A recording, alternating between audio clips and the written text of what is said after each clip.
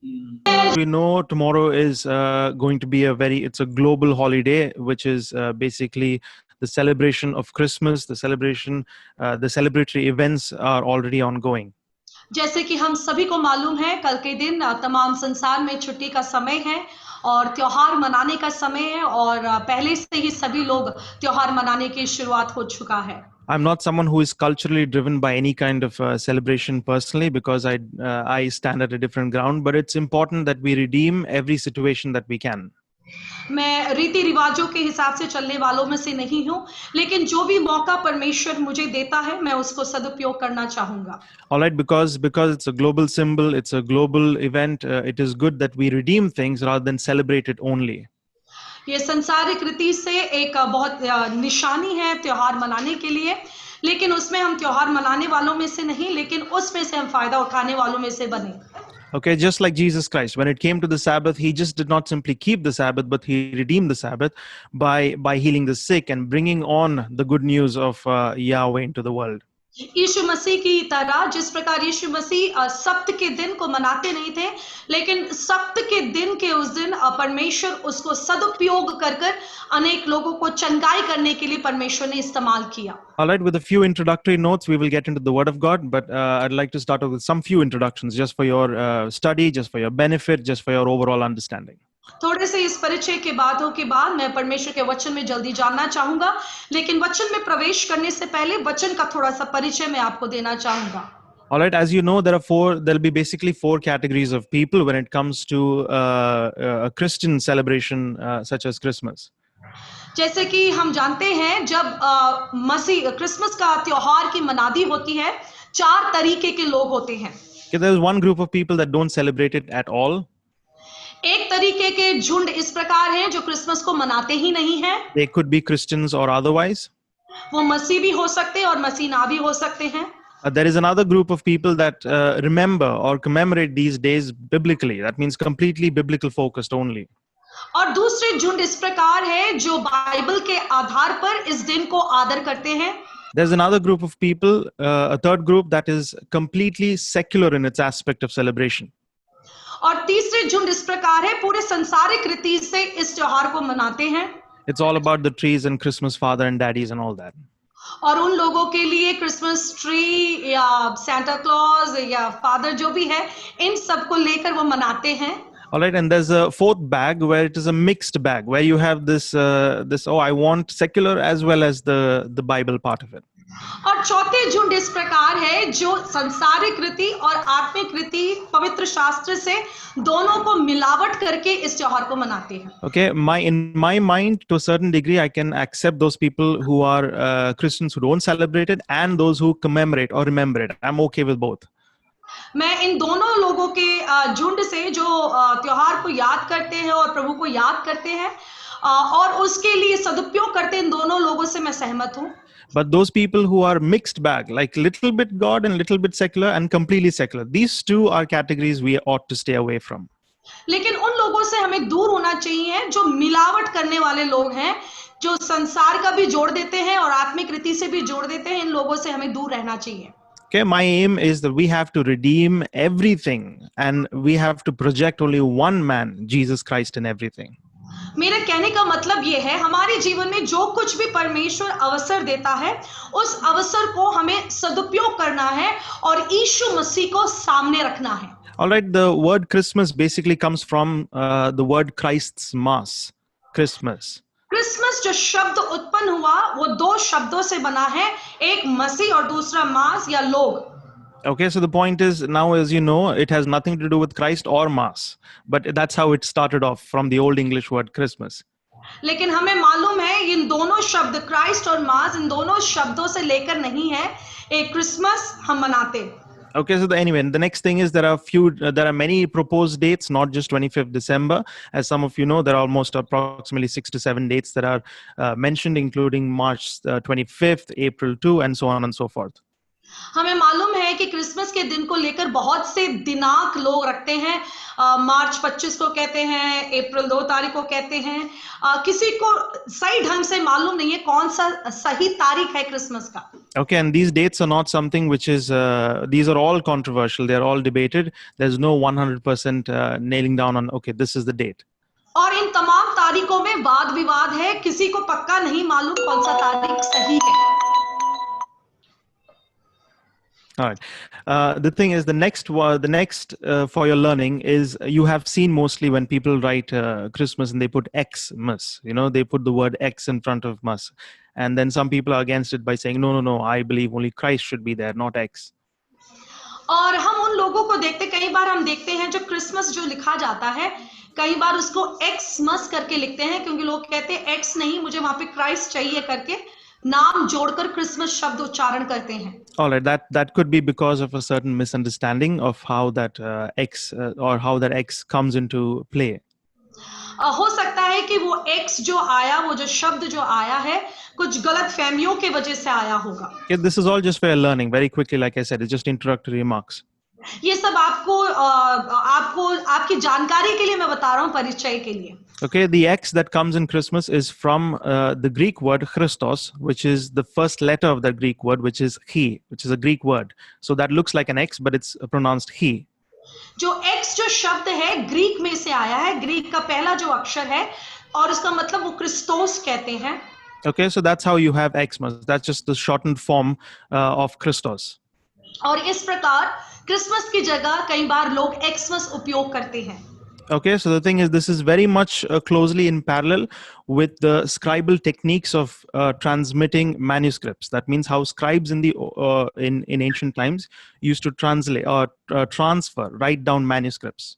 पुराने जमाने में जिस प्रकार लोग जो अक्षरों को जो पेपरों में लिखा जाता था, उन लोगों को किस प्रकार अनुवाद करते थे, अनुवाद करने के हिसाब से वो लोग इस शब्द का उच्चारण करते हैं। Okay, there were very formally trained people who used to copy down biblical manuscripts in ancient times, and they used to use a certain feature which is closely in relation to this X shortened form.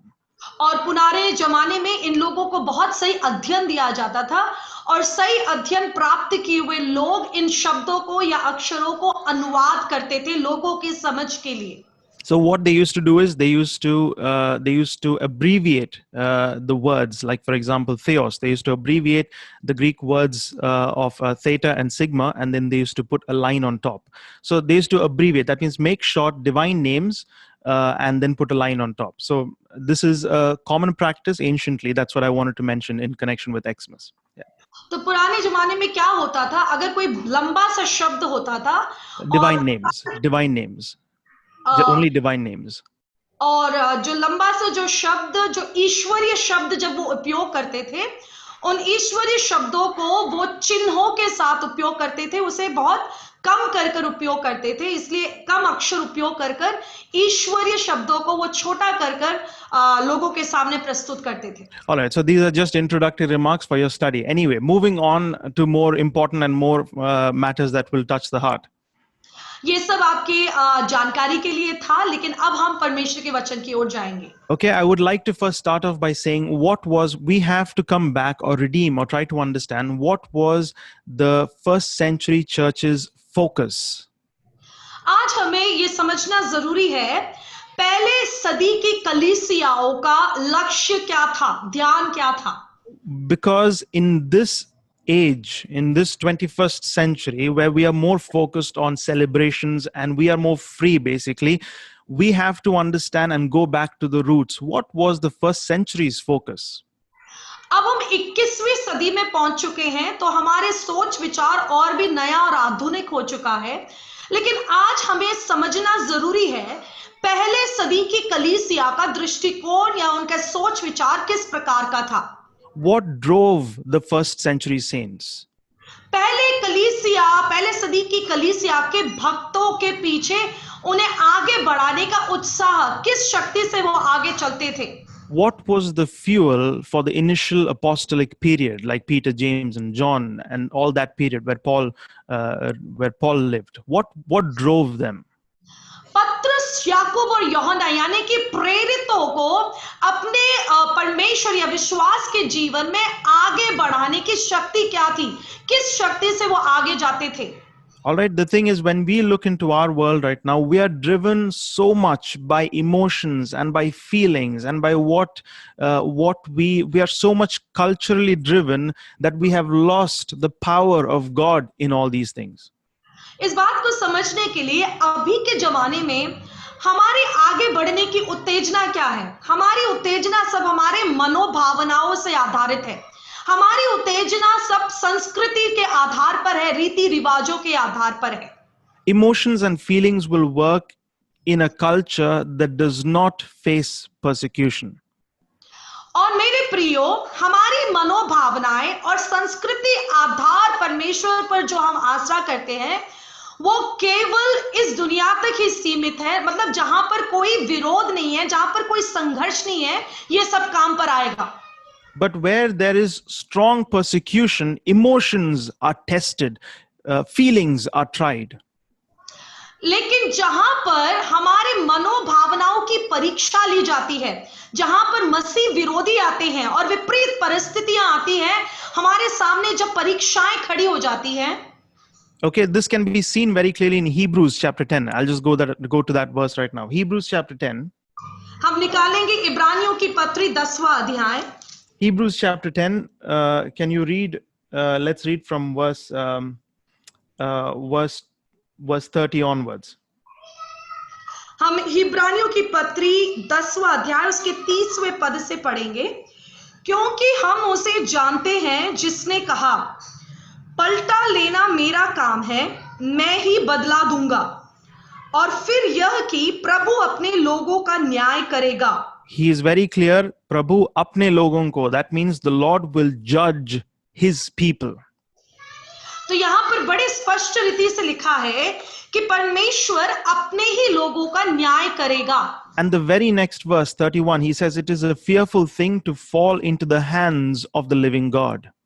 और 31वें पद में इस प्रकार लिखा है, जीविते परमेश्वर के हाथ में पड़ना भयानक बात है। Now who is he talking to? तो ये किससे बातचीत हो रही है? You can see it in the next verse. He says, verse 32, but recall the former days when after you were enlightened, you were endured a hard struggle with sufferings. 32वें पद में इसमें हमें समझ आएगा किससे बातचीत हो रही है। परंतु उन पिछले दिनों को स्मरण करो जिनमें तुम ज्योति पाकर दुखों के बड़े संघर्ष में स्थिर रहे। Verse 33, sometimes being publicly exposed to reproach and affliction, and sometimes be partners with those so treated. 33वें पद, कभी कभी तो यूं कि तुम निंदा और क्लेश सहते हुए तमाशा बने, और कभी यूं कि तुम उनके साझी हुई जिनकी दुर्दशा की जाती है। Verse 34, for you had compassion on those in prison, and you joyfully accepted the plundering of your property, since you knew that you yourselves had a better possession and an abiding one. 34वां पद, क्योंकि तुम कैदियों के दुख में भी दुखी हुए और अपनी संपत्ति भी आनंद से लुटने दी, यह जानकर कि तुम्हारे पास एक और भी उत्तम और सर्वदा ठहरने वाली संपत्ति है।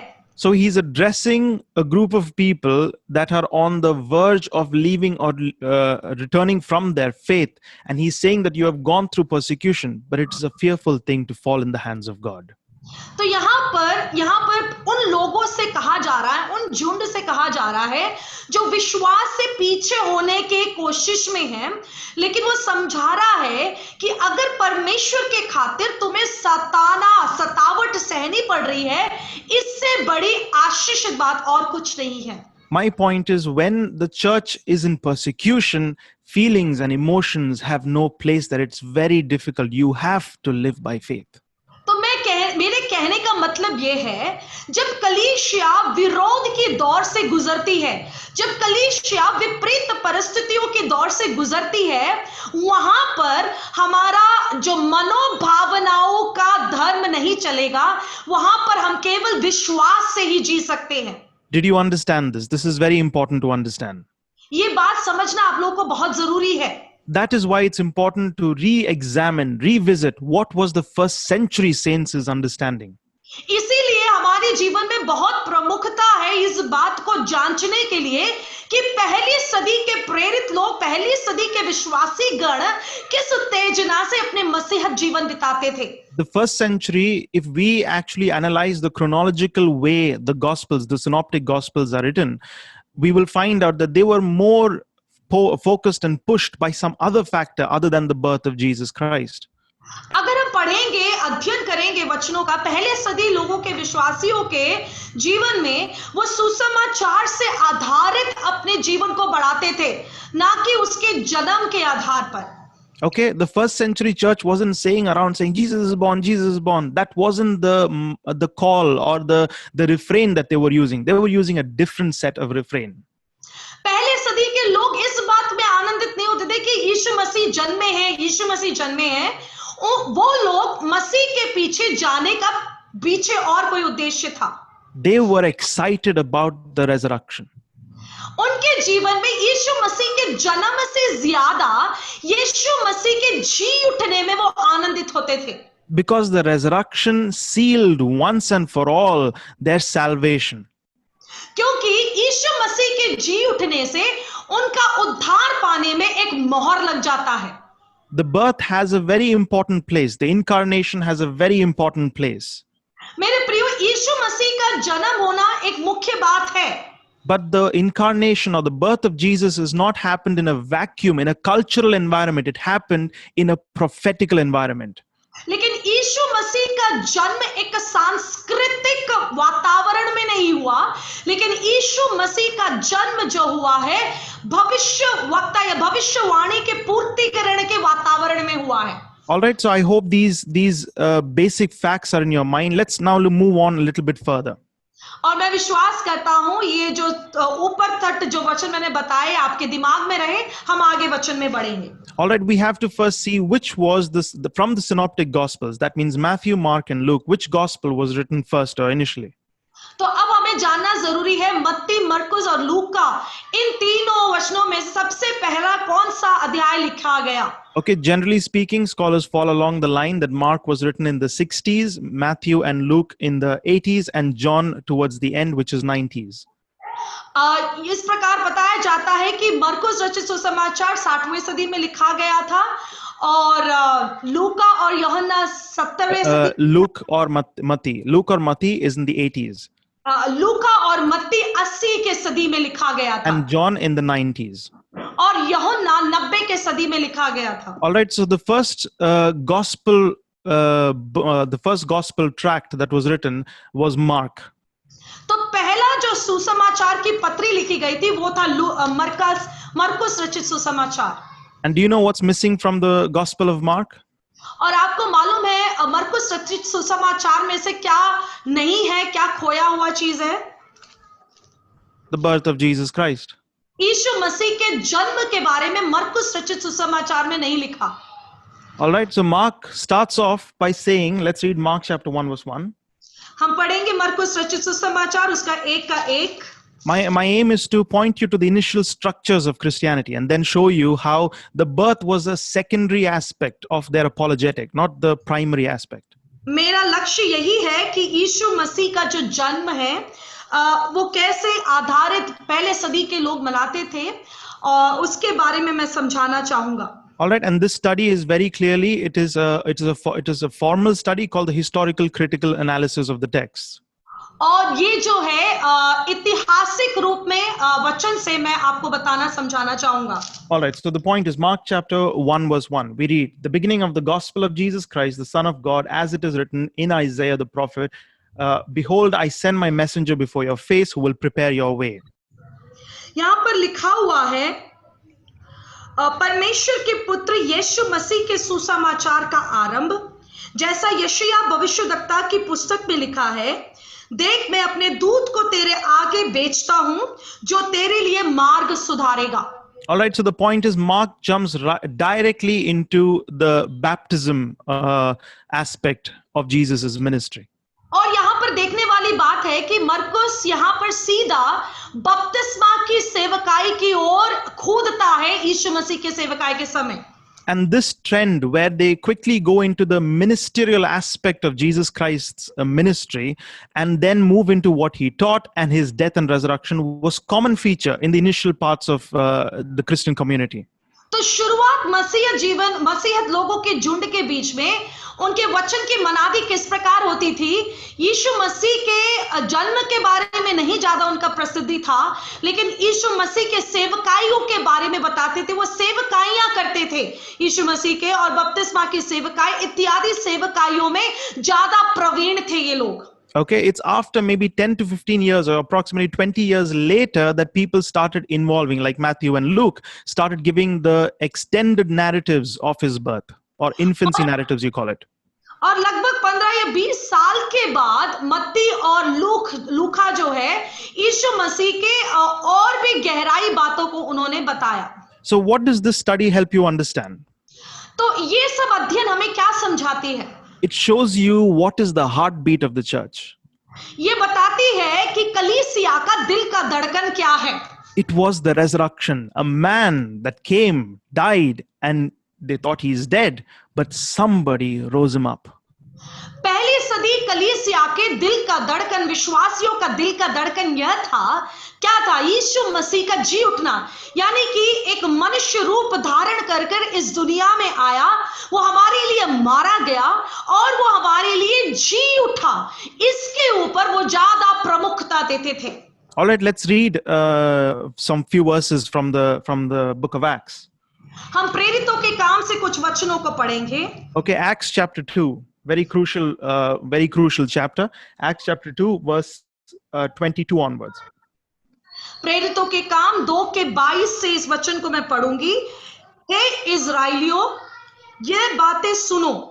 यीशु नाज़री एक मनुष्य था जिसका परमेश्वर की ओर से होने का प्रमाण उन सामर्थ्य के कामों और आश्चर्य के कामों और चिन्हों से प्रकट है, जो परमेश्वर ने तुम्हारे बीच उसके द्वारा कर दिखाए, जिसे तुम आप ही जानते हो।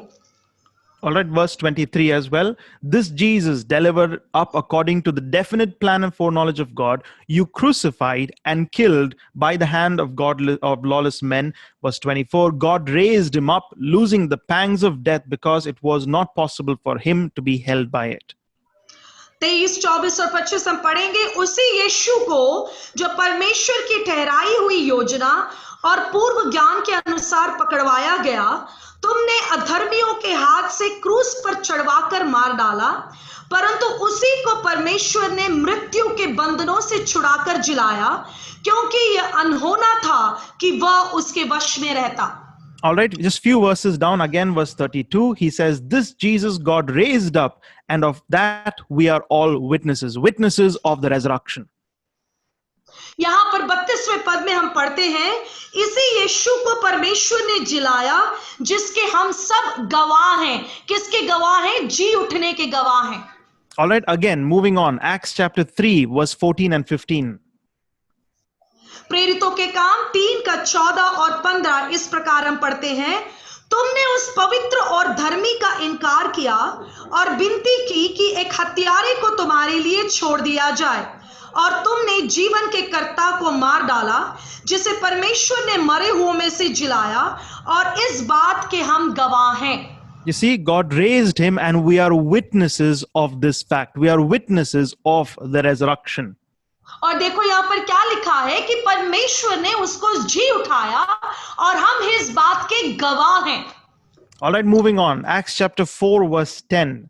It's written, let it be known to all of you and to all the people of Israel that by the name of Jesus Christ of Nazareth, whom you crucified, whom God raised from the dead, by him this man is standing before you well. प्रेरितों के काम 4 का 10, तो तुम सब और सारे Israeli लोग जान ले कि यीशु मसीह नाजरी के नाम से, जिसे तुमने क्रूस पर चढ़ाया और परमेश्वर ने मरे हुओं में से जिलाया, यह मनुष्य तुम्हारे सामने भला चंगा खड़ा है। All right, moving on, just 2 more verses now from Acts chapter 10 verse 39 to 40. प्रेरितों के काम 10वां अध्याय उसके 39 से 40वें पद तक हम पढ़ेंगे। And we are witnesses of all that he did both in the country of the Jews and in Jerusalem. They put him to death by hanging him on a tree, but God raised him on the third day and made him to appear. हम उन सब कामों के गवाह हैं जो उसने यहूदिया के देश और यरूशलेम में किए, और उन्होंने उसे खाट पर लटकाकर मार डाला। उसको परमेश्वर ने तीसरे दिन जिलाया और प्रकट भी कर दिया है। So you see, the entire focus of Acts, we call it the Acts of the Apostles, the entire focus of Acts is the resurrection and the witness to the resurrection. और यहाँ पर देखो, प्रेरितों के पूरे काम में यहाँ पर प्रभु यीशु मसीह के क्रूस पर चढ़ाया जाना और उसके जी उठने के बारे में ज्यादा केंद्रित है ये वचन। The church, the first century church's heartbeat was the resurrection of Jesus Christ. पहली कलीसिया का दिल का धड़कन क्या था? यीशु मसीह के जी उठने के ऊपर का उनका दिल का धड़कन। It was the vindication of God that everything that I have said has come to pass. और ये परमेश्वर के वचन के पूरा होने का एक चिन्ह था कि जो कुछ मैंने बोला वो सब कुछ पूरा हो चुका है। The resurrection proved that God has taken control again. यीशु मसीह के जी उठने इस बात को स्थापित कर दिया कि यीशु मसीह का वचन सच्चा है। That means there is nothing now, even as proof to man, that can stand before him. Nothing. यानी कि मनुष्य के सामने अब और कुछ स्थापित करने के लिए बाकी नहीं था।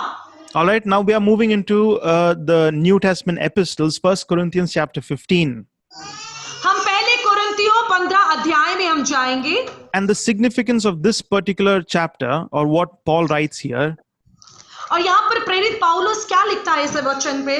what's understood is this is not what Paul is writing just out of his, he's not writing this when he is writing it, but this is a tradition that was earlier to his actual writing this.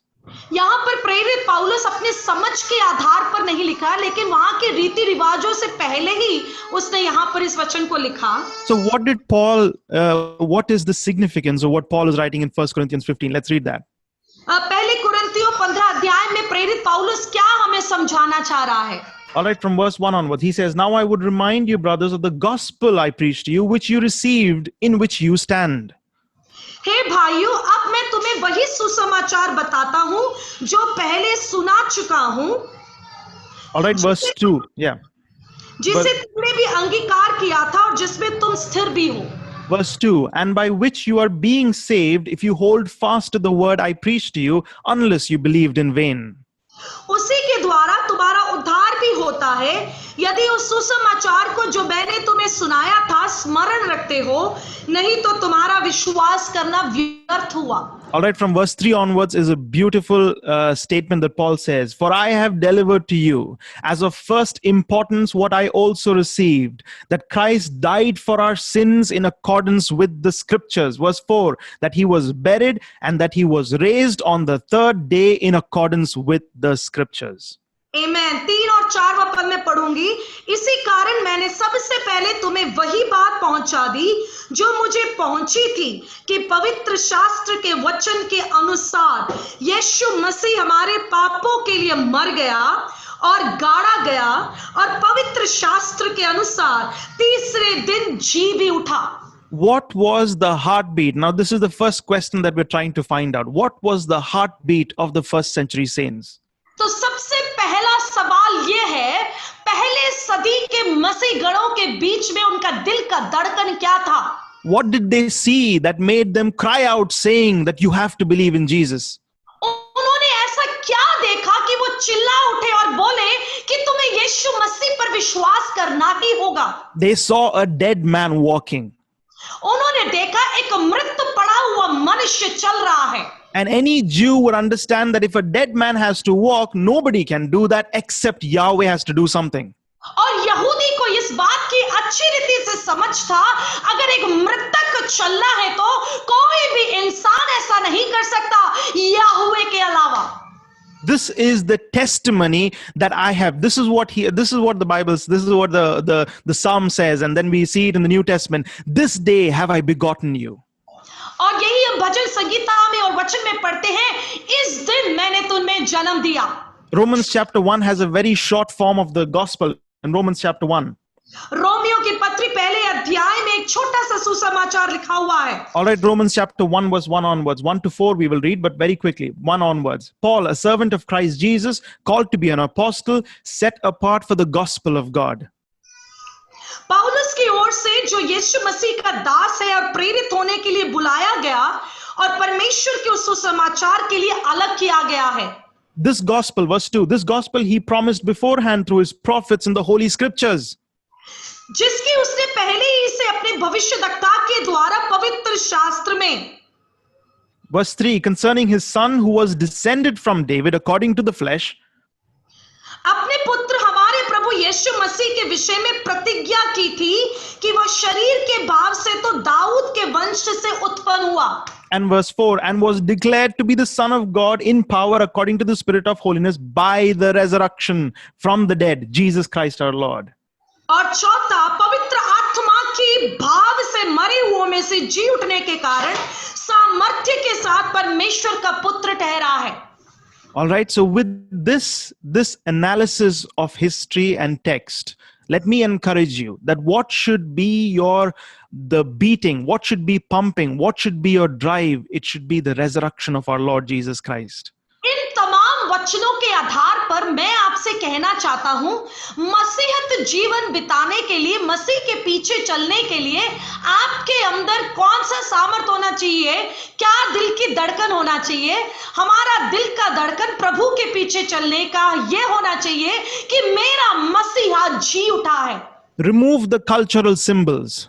हमारे जीवन में सांस्कृतिक निशानियों को दूर करो। Remove the emotions. हमारे मनोभावनाओं को दूर करें। Remove the feelings.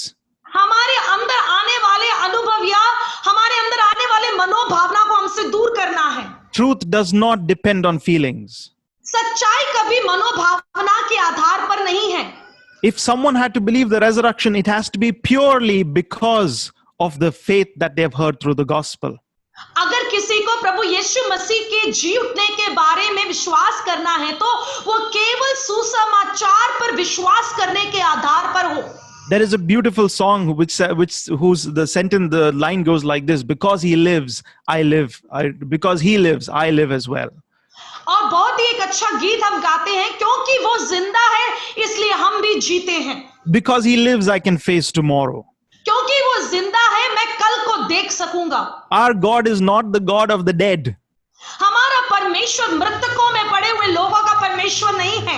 This is what Jesus asked his critics. He said, "What do you think? Is he the God of the dead? Of course not. He's the God of Abraham, Isaac, and Jacob. They're still alive." इसीलिए यीशु मसीह ने अपने विरोध करने वाले लोगों से पूछा, क्या तुम्हारा परमेश्वर मृतकों का परमेश्वर है क्या?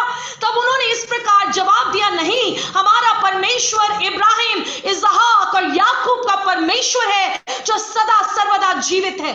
This is what should drive you every single day. और यही बात हमारे जीवन को प्रतिदिन आगे बढ़ाने की उत्तेजना देने का कारण हो। All right, Peter in his epistle he writes, 1 Peter chapter 1. पहला पत्रस की पत्री उसके पहले अध्याय में इस प्रकार हम देखते हैं। I'm only reading one verse, but if I wouldn't have time, we could have taken the entire thing. But just one verse. He says, verse 8, though you have seen him not, you love him. Though you do not see him, you believe in him and rejoice with joy that is inexpressible, filled with glory. पहला पत्रस पहले के 8 में इस प्रकार पढ़ते हैं, उससे तुम बिन देखे प्रेम रखते हो और अब तो उस पर बिन देखे भी विश्वास करके ऐसे आनंदित और मगन होते हो जो वर्णन से बाहर और महिमा से भरा हुआ है। We have a greater hope. हमारे पास एक बड़ी आशा है। A bigger hope than, oh, God will help you, God will bless you, God will take you. A bigger hope than all these things. हमें प्रभु आशीष करेगा, हमें परमेश्वर चलाएगा, हमें देगा, यही सब आशा नहीं, इससे भी बड़ी आशा प्रभु हमें देता है। You know what is the biggest hope of the Christian? मसीह लोगों का सबसे बड़ी आशा क्या है मालूम है? That there is an empty grave. कि एक खाली कब्र पड़ा हुआ है। And this empty grave was not some magic work done. It was a pre-plan for many, many years. And the power of the Holy Spirit raised up the body of Jesus Christ. और ये खाली कब्र कोई जादू को नहीं दर्शाता, लेकिन ये खाली कब्र सदियों पहले, युगों पहले परमेश्वर की इच्छा से निमंत्रित या आधारित एक वचन है कि हम सब मसीह के शरीर के हिस्सा है। Praise the Lord. Hallelujah.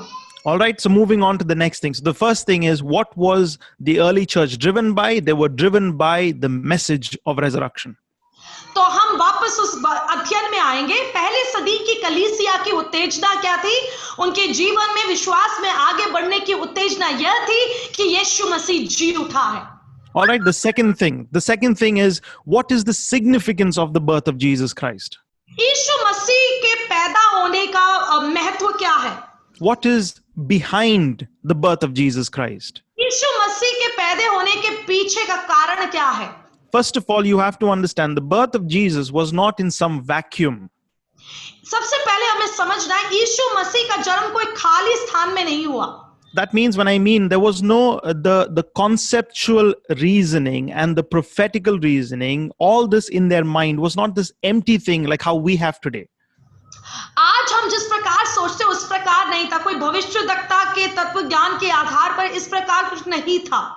The birth of Jesus was the result of years and centuries of anticipation. यीशु मसीह का तो जन्म जो था, सालों और सदियों पुराना जो उम्मीद और आशा उनके जीवन में थी, उसके आधार था। Not just anticipation of one or two people here and there. It was an anticipation of an entire country, an entire nation. और एक और दो लोगों के बारे में अपने मन में रखने के ख्यालों के वजह से नहीं, लेकिन पूरे राज्य को अपने दिमाग में रखने के आशा में उसका जन्म हुआ। An anticipation that was not just emotionally driven or feeling driven. और ये केवल मनोभावनाओं के आधारित नहीं था उसका जन्म। An anticipation that was serious to every part of their life. लेकिन ये उसका जन्म एक गंभीर बात थी, उनके जीवन से जुड़े हुए हर एक लफ्जों में ये गंभीरता की एक बात थी, उसका जन्म होना। In a Jewish environment, the anticipation of the Messiah was so strong, you could touch it, you could feel it, you could experience it. यहूदी जातियों के बीच में मसीहा के बारे में जो आशा था, बहुत ही गंभीर था। मतलब आप उसको महसूस कर सकते हैं, आप उसको छू सकते हैं, उनके जीवन के हर कण कण में था। It was not because that was a public holiday. और वो केवल सामाजिक रीति से जो छुट्टी के दिन के समान नहीं था। It was not a day of barbecues and drinks and social events. It was not that. मसीह का जन्म बारबेक्यू खाने का, मांस खाने का और इस प्रकार के इत्यादि त्योहार मनाने के आधार पर नहीं था। It wasn't about gifts and Christmas and enjoyment and all this flowery and emotionally driven life. That was not the anticipation of the birth of the Messiah. जन्म के पीछे कोई भी दिखावटी या तोहफा देने का दिन इस प्रकार कुछ नहीं था। The anticipation was because of pressure. लेकिन उनकी जो आशा थी दबाव के कारण था। What was the mental structure of the Jewish people? यहूदी लोगों की मानसिक स्थिति किस प्रकार थी? Their mental structure was, Lord, remove this uncircumcision from our lives. These people who are on us, the Romans, remove this uncircumcised people. We need to reestablish Yahweh's reign on us. यहूदी लोगों के जीवन में एक मानसिक दबाव यह था, वो चाहते थे कि रोमी साम्राज्य के लोग उनसे दूर हो जाए और उनके ऊपर यहोवा परमेश्वर राज्य करने पाए। किसी भी रीति से रोमी साम्राज्य का जो राज्य खत्म हो जाए, वो आजाद हो जाए और वो फिर से उनके ऊपर याहुवे की प्रभुता छा जाए। And the answer to that anticipation was the birth of Jesus Christ. और उनके ये मनोकामना, आशा का उत्तर था यीशु मसीह का जन्म होना। Mostly we would parallel Jesus Christ's birth to our birthdays, which is so wrong. कई बार हम यीशु मसीह के जन्म को हमारे जन्मदिन के तुलना करते हैं। Oh, great. He's born. Oh, let's just celebrate. Let's just be happy. Yay. This kind of an emotionally driven, oh, he's born. That kind of an attitude. हमारा मनोभावना कैसा? अरे यीशु मसीह का जन्मदिन है, आज आओ हम मनाएं, खुशियां मनाएं, इस प्रकार हम सोचते हैं। But the birth of Jesus is paralleled according to the birth of Moses. लेकिन यीशु मसीह का जो जन्म था, मूसा के जन्म होने के तुलना में था। Moses' birth was because of the outcry of the people of Israel saying, Lord, Yahweh, save us from these people, the Egyptians. मूसा के जन्म के पीछे का दबाव क्या था? क्योंकि इजरायलियों के सदियों से रोना था, प्रभु से प्रार्थना था, परमेश्वर इन मिस्र देश की गुलामी से तू हमें छुटकारा दे। And that is why we see the great salvation, the great joy, the birth of our Lord Jesus Christ. इसीलिए प्रभु यीशु मसीह का जन्म हमारे जीवन में खुशी क्यों देता है? क्योंकि हमारे लिए बड़ा उद्धार पैदा हुआ। This is what Paul, he says in a small sense in Romans chapter 8. प्रेरित पौलुस इसीलिए रोमियो 8 में इस प्रकार कहता है, We are waiting, groaning in this body to be put on with a heavenly body. And he's very clear how that groaning inside this body for the manifestation of the sons of God. वहां पर प्रेरित पौलुस कहता है कि हम यहाँ पर करहा रहे हैं, हम यहाँ पर रो रहे हैं, इंतजार कर रहे हैं कि किस प्रकार हमारी इस संसारिक देह के ऊपर ईश्वरीय देह से हम भर जाए। What I'm speaking right now is touching the hearts directly into the message of the gospel. और जो मैं अभी यहाँ समझा रहा हूं वो आपके हृदय में सीधा परमेश्वर का सुसमाचार आपके हृदय में छिदता है। My aim is to, by the power of the Spirit, remove emotional attachments and bring the naked truth to you so that you will see it for what it is. मेरा लक्ष्य यह है कि आपके जीवन में मनोभावनाएं के आधारित परमेश्वर के साथ जीवन बिताना छोड़कर सच्चाई को हम देखें, सच्चाई के आधार पर परमेश्वर का हम पीछा करें। So the birth of Jesus Christ was not in a conceptual vacuum, but it was in a conceptual anticipation, a waiting. इसलिए यीशु मसीह का जन्म होना कोई खाली स्थान में हुआ एक जन्म नहीं था, लेकिन बहुत लोगों का सदियों से इंतजार और आशा के आधारित था यीशु मसीह का जन्म। All right, we can read in Luke. Let me just take the infancy narrative portion from the Gospel of Luke, chapter 2. हम लूका रचित सुसमाचार दूसरे अध्याय से हम पढ़ेंगे यीशु के जन्म के बारे में। Okay, the Gospel of Luke, chapter 2. लूका रचित सुसमाचार दूसरा अध्याय। All right, we see in verse 13 onwards. 13वें पद से हम पढ़ेंगे। All right, and suddenly there was with the angel a multitude of the heavenly host praising God and saying, "Glory to God in the highest, and on earth peace among those with whom he is pleased." तब एकाएक उस स्वर्गदूत के साथ स्वर्गदूतों का दल परमेश्वर की स्तुति करते हुए और यह कहते दिखाई दिए। But the next verse as well. आकाश में परमेश्वर की महिमा और पृथ्वी पर उन मनुष्यों में जिनसे वह प्रसन्न है शांति हो। All right, verse 10, I'll also read. Verse 10, and the angel said to them, "Fear not, for behold, I bring you good news of great joy that will be for all the people." 10वें पद को पढ़ूंगी। तब स्वर्गदूत ने उनसे कहा, मत डरो, क्योंकि देखो मैं तुम्हें बड़े आनंद का सुसमाचार सुनाता हूं जो सब लोगों के लिए होगा। Okay, what does this great joy mean? तो ये बड़े आनंद क्या है, इसका अर्थ क्या है? It's not about eating and drinking and making merry. That's not the great joy. यहाँ पर खाना पीना मौज मस्ती करना ये नहीं है आनंद। Praise the Lord. Hallelujah. The great joy has an Old Testament backing for it. यहाँ जो आनंद लिखा हुआ है, ये आनंद के पीछे पुराने नियम का एक बहुत बड़ा गवाही है। It kind of echoes 1 Samuel chapter 4. पहला शमूएल 4 अध्याय यहाँ पर इस वचन के पीछे गूंजता है। Verse 5. पहला शमूएल 4:5 हम पढ़ेंगे। Okay, he says, so the people sent to Shiloh and brought from there the ark of the covenant of the Lord of hosts, who is enthroned on cherubim, and the two sons of Eli, Hophni and Phinehas, were there with the ark, the covenant of God. And verse 5, as soon as the ark of the covenant of the Lord came into the camp, all Israel gave a mighty shout. They gave a mighty shout so that the earth resounded. हम इस वचन को पढ़ते हैं यहाँ पर। जब यहोवा की वाचा का संदूक छावनी में पहुंचा, तब सारे इजरायली इतने बल से ललकार उठे कि भूमि गूंज उठी। What happened when the ark of the covenant came to the camp of Israel?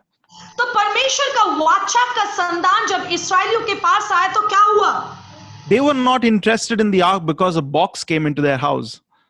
वो वाचा के संदूक पर इसलिए आनंदित नहीं थे कि एक बैल उनके घर में आया, They were happy because Yahweh came back. It is God that came back to them. वाचा का संदूक आने से उनके जीवन में खुशी इसलिए हुई क्योंकि उन्हें पता चला कि यहोवा परमेश्वर उनके पास वापस आ गया है। What is the great joy because of the birth of Jesus Christ? मेरे प्रियो, यीशु मसीह के जन्म होने से हमारे जीवन में बड़ा आनंद क्या है? What is the great joy? सबसे बड़ा आनंद क्या है हमारे अंदर? Is it a personal emotional feeling? क्या हमारे व्यक्तिगत मनोभावना है? Is it that there is a weekend or a holiday? या इसीलिए यीशु मसीह के जन्म होने की वजह से मुझे हफ्ते के आखिरी में छुट्टी मिलेगी? That is the day salvation began in man. God became man. Amen.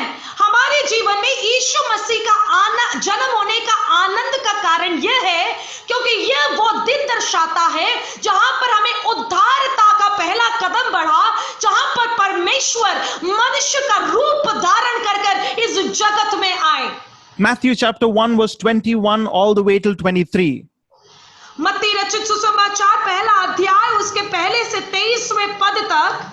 She will bear a son and you shall call his name Jesus, for he will save his people from their sins. And all this took place to fulfill what the Lord had spoken by the prophet.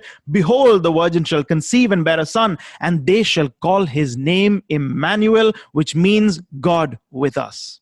और हम वहां पर पढ़ते हैं, देखो एक कुंवारी गर्भवती होगी और एक पुत्र जनेगी और उसका नाम इम्मानुएल रखा जाएगा, जिसका अर्थ है परमेश्वर हमारे साथ है। The greatest joy that we have is that Yahweh came down. आमेन। हमारे जीवन का सबसे बड़ा आनंद क्या है कि यहोवा परमेश्वर उतर कर हमारे लिए नीचे आए। And what drives us is that he is raised for our sins. और हमारे मसीहत जीवन में आगे बढ़ने की उत्तेजना क्या है कि उसने हमें अपने पापों से फिर से जी उठाया, पापों में से बचाकर नया जीवन हमें दिया। So the significance of the birth of Jesus is not this conceptual vacuum, but a conceptual prophetical framework. इसलिए यीशु मसीह का जन्म कोई खाली स्थानों में भरा हुआ कोई धारणा नहीं है, लेकिन यीशु मसीह का जन्म भविष्यवाणी का परिपूर्णता के आधार पर है। All right, let me conclude with the last point, which is very important, is that the reason for Christ's birth is not just that he was born for everyone's happiness and joy, but he was born for one purpose and one purpose only. यीशु मसीह का जन्म केवल लोगों को आनंद देने के लिए नहीं था, लेकिन उसका एक लक्ष्य था उसके पीछे। All right, and that's what we just read in Matthew chapter 1 verse 21. For he will save his people from their sins. और हमने उसको यहाँ पर पढ़ा मत्ती 1 के 21 में, यीशु मसीह का जन्म होने का कारण क्या है? वो लोगों को उनके पापों से उद्धार करे। I think you must be able to see it or hear it, by the way, sir. Okay. All right, let's move on very quickly. Just 5 more minutes. Matthew chapter 1, as we were reading, he says very clearly that the reason why he was born is so that he will save his people from their sins. तो यहाँ पर लिखा हुआ है यीशु मसीह का जन्म होने का कारण क्या है? वो लोगों को अपने पापों से उद्धार देगा। If you read Matthew chapter 1, it seems to be more of on a personal level, which is more of his people. That means his Jewish people or his community. अगर मत्ती रचित सुसमाचार पहला अध्याय पढ़े, एक व्यक्तिगत बात है यहाँ पर, नहीं तो अपने समाज यहूदियों के बारे में और जुड़ा हुआ है। But that's where the birth of Jesus and the salvation from sins, when you read the entire Gospel of Matthew, you grow or you develop the idea of that salvation from sins and his people.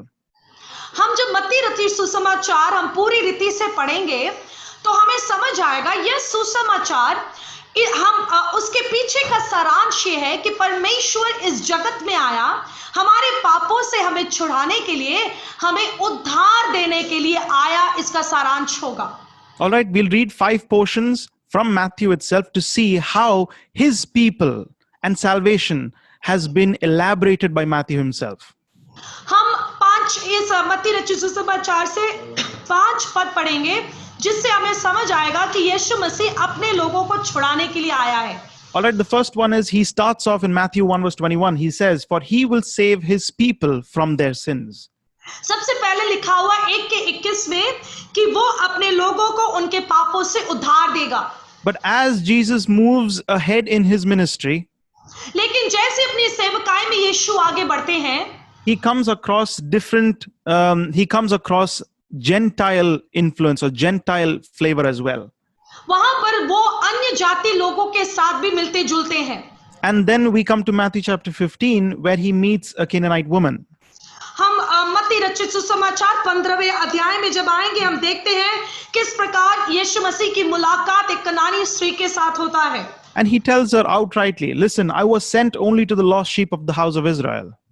और वहां पर यीशु मसीह बड़े सीधी रीति से उससे बोलते हैं कि मैं इज़राइल के खोई हुई भेड़ के लिए आया हूं।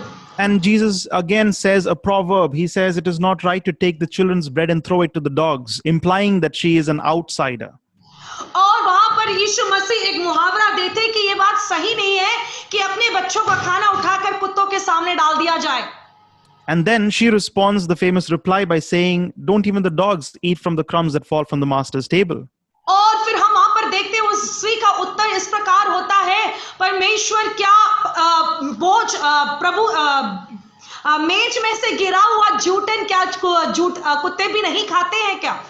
And then Jesus replies, oh woman, great is your faith, be it done to you as you desire. और यीशु मसीह स्त्री को जवाब देते हैं, हे स्त्री, तेरा विश्वास बहुत बड़ा है और तेरे जीवन में जो इच्छा है वो पूरी हो जाए। Matthew in chapter 1 starts off by saying his people, and now he is slowly including a Canaanite woman into his people. Amen.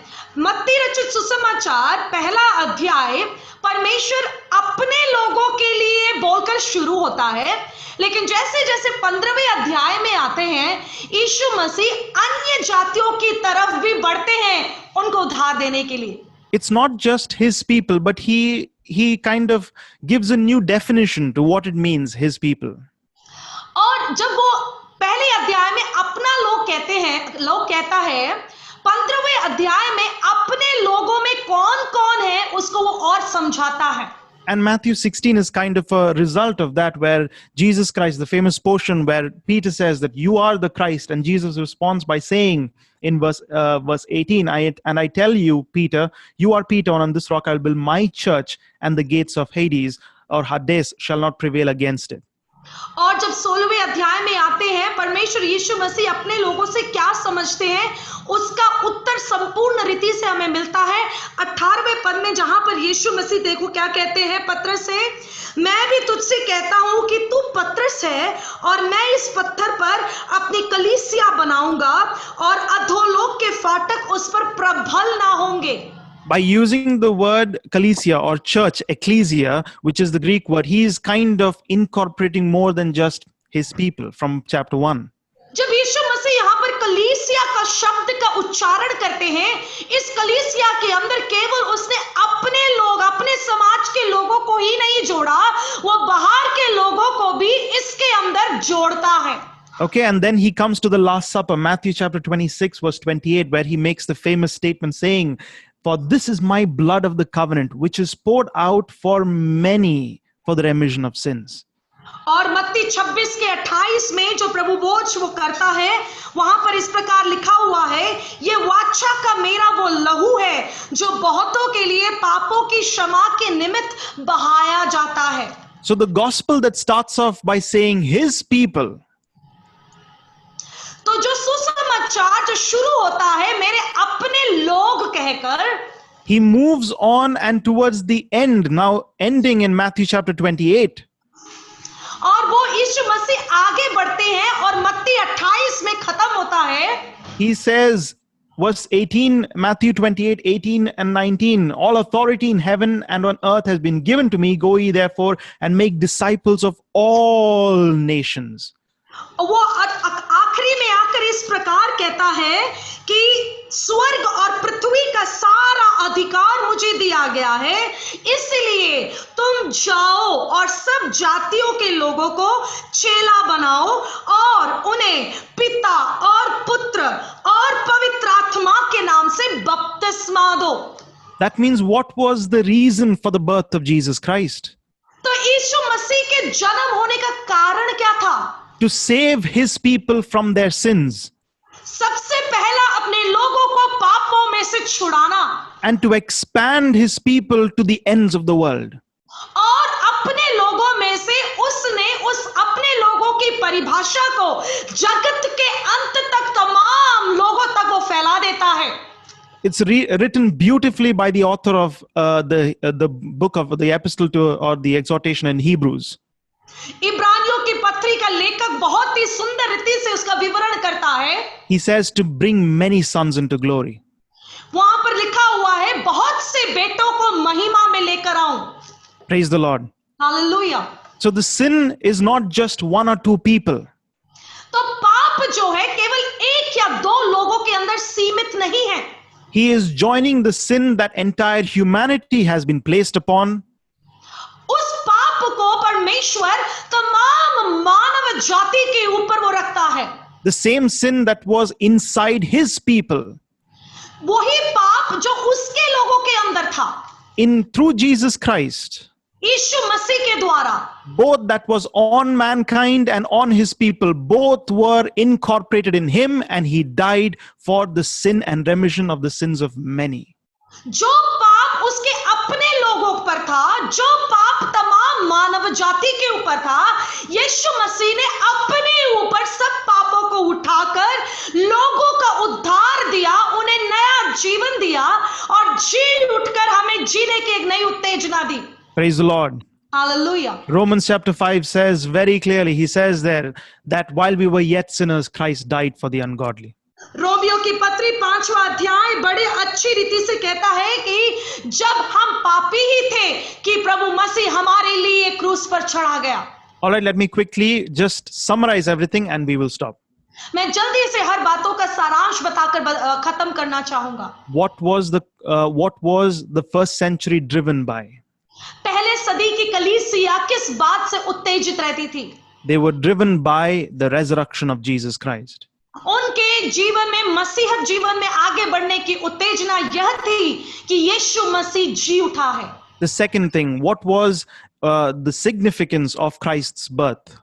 दूसरा, यीशु मसीह का पैदा होने का महत्व क्या है? The significance of Christ's birth was not in a vacuum, but it was in a prophetic conception. यीशु मसीह का जन्म होना एक खाली स्थान को भरने के लिए नहीं था, लेकिन भविष्यवाणी के पूर्तिकरण के कारण था. It was born out of birth pangs or pains, not out of joy.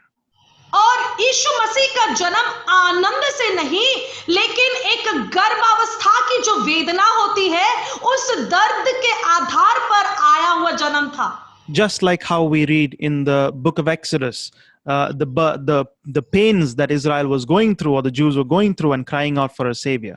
जिस प्रकार निर्गमन की किताब में हम पढ़ते हैं कि इजरायली लोग जिस प्रकार की गर्भावस्था के दर्द में जा रहे थे और उनके जीवन में वो छुटकारा चाहते थे. That's how when you are in birth pangs, in pains, that you are in oppression under sin, and then when you cry out, salvation is sweet to your ears. इसीलिए मेरे प्रियो, जब हम उस गर्भावस्था के दर्द में होते हैं, पाप के बंधन में होते हैं, संघर्षों के अवसर में होते हैं, उस समय हम रोते हैं, परमेश्वर मुझे इसमें से, इस गुलामी से मुझे छुटकारा चाहिए. This is what Paul says, who shall save me from this body of sin? इसलिए प्रेरित पौलुस कहता है, कौन मुझे इस पाप भरे शरीर में से छुटकारा देगा? And that answer is Jesus Christ. और उसका जवाब क्या है? यीशु मसीह. Let me tell you a truth and be very prophetical on this. और मैं एक सच्चाई और एक भविष्यवाणी के तौर पर आपको कहना चाहूंगा. If you don't understand the depth of sin, अगर आपको पाप में मरने के बारे में समझ नहीं आता है तो you will never understand his birth and resurrection. आप कभी भी यीशु मसीह के जन्म होने के बारे में और उसके पुनरुत्थान के बारे में समझ नहीं पाओगे. All right, as a last thing, what was Jesus Christ? Why was he born? और आखिरी बात, यीशु मसीह जन्म क्यों लिए? For salvation, saving from sin. हमें पापों से उद्धार देने के लिए यीशु मसीह का जन्म हुआ. And that saving from sin moved on from people of Israel to the people of the world, and that salvation was given to the entire world. और जो पापों में से उद्धार देने की जो बात है, वो बात उसके अपने लोगों में से वो अन्य जातियों तक गया, अन्य जातियों में से जगत के अंत तक यानी कि पूरे मानव जाति तक उसने इस बात को दर्शाया। All right, we will end up here. I'll just give a very quick word of prayer and then we will stop here. मैं जल्दी से प्रार्थना करके समाप्त करना चाहूंगा। Righteous Father, I pray for each and every person who has heard the gospel. धर्ममय परमेश्वर, मैं उन तमाम लोगों के लिए प्रार्थना करता हूं जिन्होंने इस सुसमाचार को सुना। I pray that let their conceptual framework, their heart be changed to be more biblically focused than culturally driven. मैं प्रार्थना करता हूं कि परमेश्वर उनका जो प्रभु तेरे पीछे आना है वो केवल सांस्कृतिक या रीति रिवाजों और मनोभावनाओं के आधार पर नहीं लेकिन पवित्र शास्त्र के वचनों के आधार पर होने पाए। Let your Holy Spirit save the people. प्रभु तेरी पवित्र आत्मा लोगों को बचाने पाए। I thank you that the gospel and the power of the gospel is beyond human imagination. मेरे परमेश्वर, मैं धन्यवाद देता हूं कि सुसमाचार का जो सामर्थ्य है, सुसमाचार का जो प्रभाव है हमारे योजनाओं से या हमारी कल्पनाओं से बाहर है। I thank you that you have heard me and you always hear me. धन्यवाद देता हूं परमेश्वर कि आपने हमारी प्रार्थना सुना और आप हमेशा सुनते हो। In Jesus' name, God bless you all. यीशु मसीह के नाम से मांगता हूं, आमीन। प्रभु आप सबको बहुत आशीष दे। Praise the Lord. Amen. Praise the Lord. Hallelujah. Thank you Jacob Mammachan. परमेश्वर का दास को प्रभु आशीष करे और परमेश्वर का वचन का गहराई बातों को सुनने के लिए प्रभु ने हमें मौका दिया।